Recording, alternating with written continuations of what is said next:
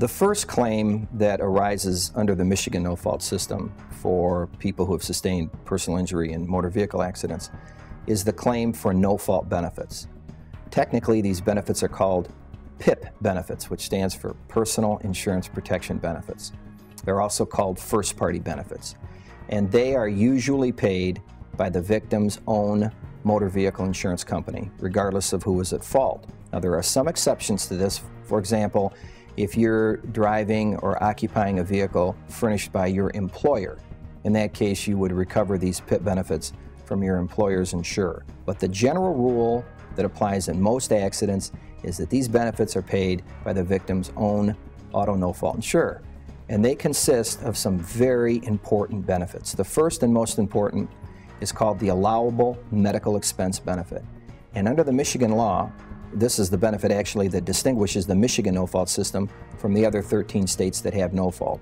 Under our system, the allowable medical expense benefit is defined as a benefit that pays for all reasonable charges for reasonably necessary products, services, and accommodations for an injured person's care, recovery, or rehabilitation. And that's language right out of the statute, and as you can see, it's very broad language.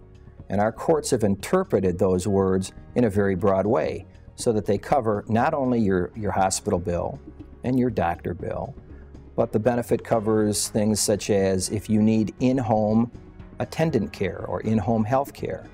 That's a covered benefit. It can be provided by your family, by your neighbors, or by a commercial agency.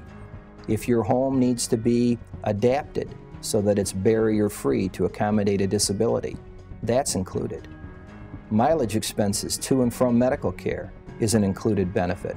Special adaptive equipment, durable medical equipment, wheelchairs, walkers, those are all covered.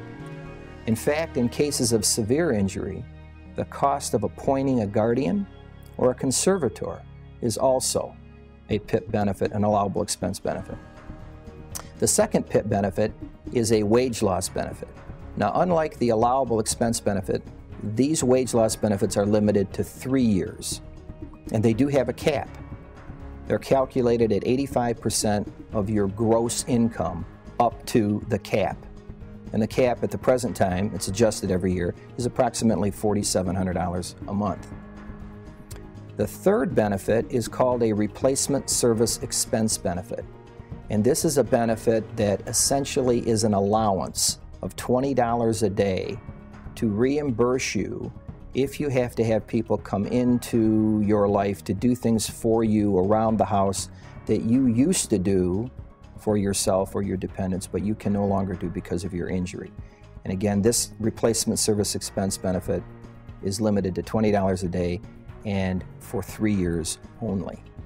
In cases of death, the no-fault statute provides for a survivor's loss benefit that is also payable for 3 years to the dependents of a deceased. And this survivor's loss benefit is very similar to the wage loss benefit and is subject to the same cap. Now, the important thing about these no-fault PIP benefits or first-party benefits is that they must be claimed promptly and properly. The law is very strict here. You have to provide written notice to your insurance company within 1 year of the accident, specifying the details that the statute requires, such as the nature of your injury, the location of your injury, and facts about your injury. You must do that. If you don't submit that written notice, you lose your right to recover these no-fault PIP benefits. The only exception to that would be if your insurance company has made a payment within that first year. But just because you submit that written notice doesn't mean you're home free yet, because there's another 1-year rule. And this is called the 1-year back rule, which says that every single expense that you incur only has a 1-year legal enforcement period. And a lot of people get trapped by this 1-year back rule. And it works like this. If you go to the doctor today, and for some reason your no-fault insurance company doesn't pay this bill today, you have 365 days to file legal action from the date the service was rendered, or you lose the right to enforce payment of that particular expense. And we see folks, unfortunately we see this too many times, where they wait or they don't know their rights, and the time passes and now they have expenses that were compensable but no longer are. So you have to know your rights and you got to move promptly. And frequently there are legal disputes about what's covered and what isn't. And that's why it's real important to get the help of somebody who really understands the legal intricacies of these no-fault PIP benefits.